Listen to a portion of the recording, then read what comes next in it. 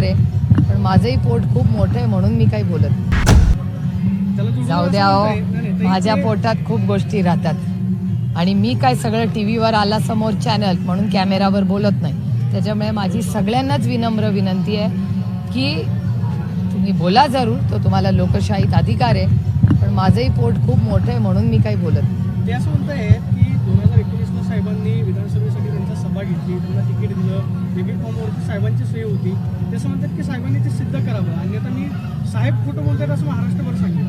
सुनील शेळकेंसारखा कार्यकर्ता असं म्हणतो ज्याला जरूर माझी विनम्र सुनील शेळकेंना विनंती आहे की आदरणीय पवारसाहेब खोटं बोलतायत असं जर त्यांना वाटत असेल तर जरूर त्यांनी संपूर्ण महाराष्ट्राचा दौरा करावा. ही लोकशाही आहे, बोलून द्यावं सुनील शेळकेंनी. काही काल आमदार रोहित पवार असं म्हणाले की गेलेल्या आमदारांपैकी